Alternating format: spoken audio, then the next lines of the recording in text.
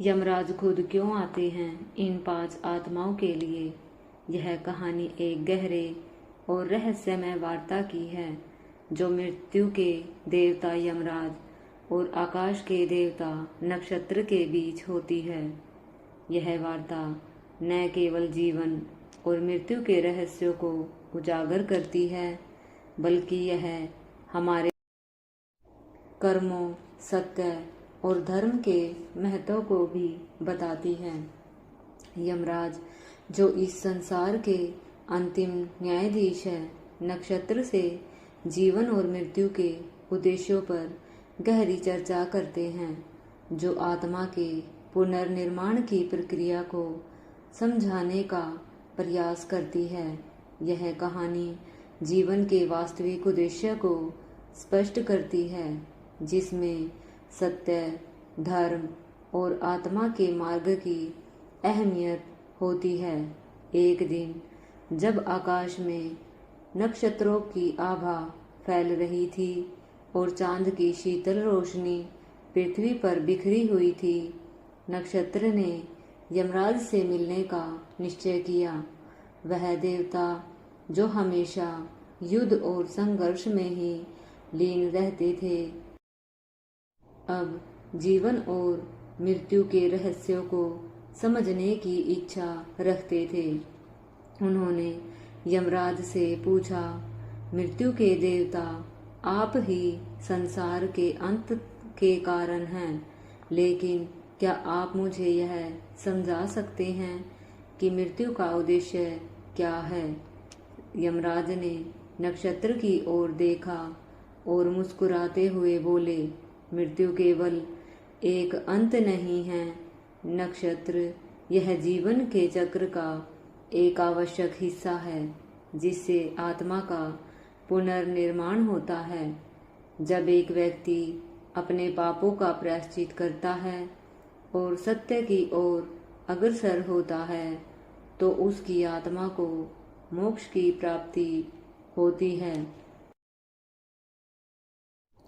नक्षत्र को यह बातें गहरी और रहस्यमय लगी और उसने और प्रश्न किए, तो क्या आप मुझे यह समझा सकते हैं कि कौन से गुण आत्मा को स्वर्ग की ओर ले जाते हैं और कौन से कर्म उसे नरक की ओर भेजते हैं?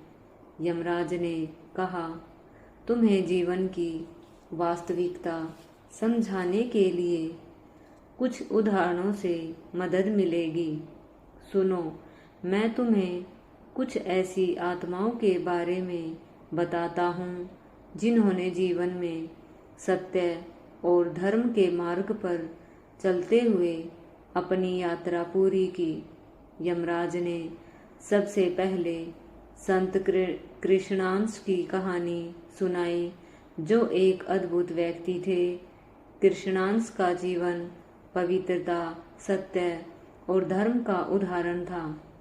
उन्हें समाज ने तिरस्कृत किया, लेकिन उन्होंने कभी भी अपने सिद्धांतों से समझौता नहीं किया। कृष्णांश हमेशा सत्य बोलते थे और उनका जीवन बिना किसी दिखावे के था।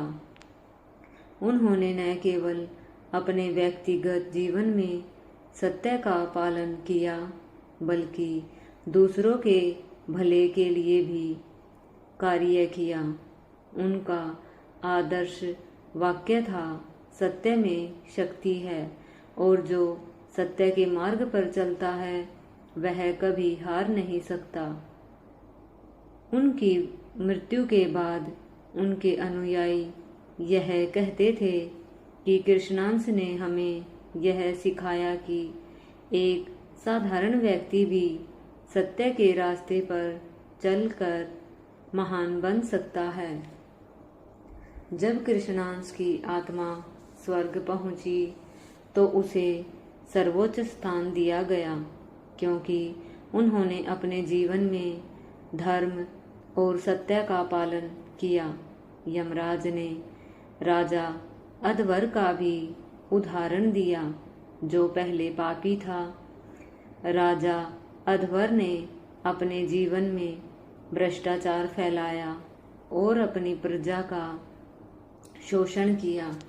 उसने कई जघन्य अपराध किए थे, लेकिन एक दिन एक साधु ने उसे अपनी गलती का एहसास कराया। राजा ने अपने पापों का प्रायश्चित करने का निर्णय लिया।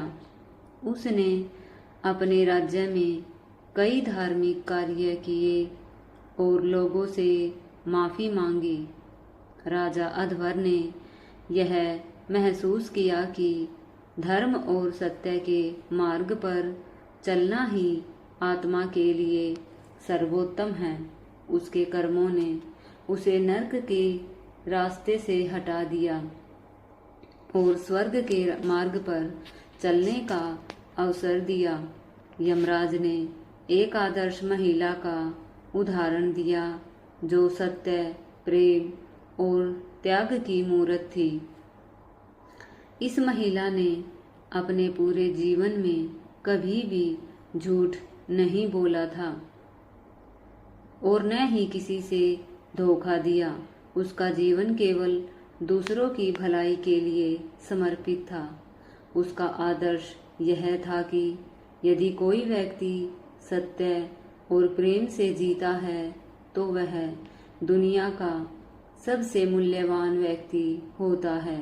वह कभी भी भौतिक सुखों के पीछे नहीं भागी, बल्कि उसने अपने जीवन को दूसरों की सेवा में लगाया।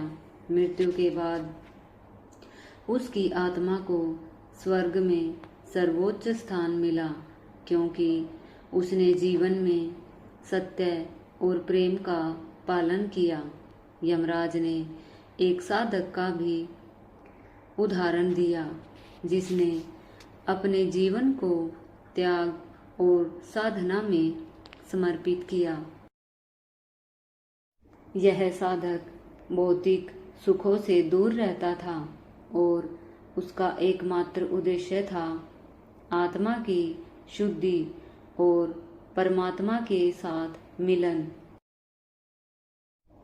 वह दिन रात तप करता और हर कार्य को भगवान की इच्छा मानकर करता। उसकी साधना और त्याग से उसकी आत्मा ने परम शांति प्राप्त की और वह स्वर्ग में सर्वोच्च स्थान पर पहुंचा। यमराज ने कहा, इस साधक की तरह वह व्यक्ति जो आत्मा की शुद्धि के लिए जीवन बिताता है, उसका मार्ग स्वर्ग की ओर जाता है। यमराज ने ऋषियों की शिक्षा को भी साझा किया, जिन्होंने सत्य और धर्म के मार्ग पर चलकर समाज का मार्गदर्शन किया। ऋषियों ने अपने शिष्यों को यह सिखाया कि जीवन में केवल वही व्यक्ति जीवित रह सकता है जो धर्म और नैतिकता का पालन करता है। ऋषियों का जीवन संतुलित था और उनका हर कार्य ईश्वर के प्रति समर्पित था। उन्होंने कभी भी स्वार्थ के लिए किसी को नुकसान नहीं पहुंचाया। उनकी शिक्षा से प्रेरित होकर उनके शिष्य भी सत्य और धर्म के मार्ग पर चलने लगे। यमराज ने नक्षत्र से कहा, अब तुम समझ सकते हो कि सत्य और धर्म का पालन करने वाला व्यक्ति ही अंतिम में मोक्ष प्राप्त करता है। हर व्यक्ति के कर्म ही उसे उसकी अंतिम यात्रा तक मार्गदर्शन करते हैं। नक्षत्र ने यमराज की बातों को समझा और प्रण लिया कि वह सत्य और धर्म के मार्ग पर चलेगा। उसने यह समझ लिया कि आत्मा की यात्रा में केवल वही व्यक्ति सच्ची शांति प्राप्त कर सकता है जो अपने कर्मों में सत्य, धर्म और परहित का पालन करता है। आगे यमराज बोले, हे नक्षत्र देव, जो भी मनुष्य इन श्रेष्ठ कर्मों का पालन करता है उसे निसंदेह मृत्यु के बाद मोक्ष की प्राप्ति होती है। यह परम सत्य है। यह सुनकर नक्षत्र देव गदगद होकर हाथ जोड़ते हुए बोले, हे धर्मराज, आज आपके मुख से इतना अद्भुत, दिव्य और अलौकिक ज्ञान प्राप्त करके मैं कृतार्थ हो गया हूँ। मैं आपसे वचन देता हूँ कि इस अमूल्य ज्ञान को संपूर्ण जगत में प्रकाशित करूँगा, ताकि प्रत्येक जीव इस ज्ञान से लाभान्वित हो सके। इतना कहकर नक्षत्र देव ने यमराज को साष्टांग प्रणाम किया और क्षीर सागर की ओर प्रस्थान कर गए। यह कहानी हमें सिखाती है कि जीवन में केवल भौतिक सुखों की प्राप्ति नहीं, बल्कि सत्य और धर्म का पालन करना ही सबसे महत्वपूर्ण है। केवल वही आत्मा मोक्ष प्राप्त करती है जो अपने कर्मों में सत्य और धर्म का पालन करती है।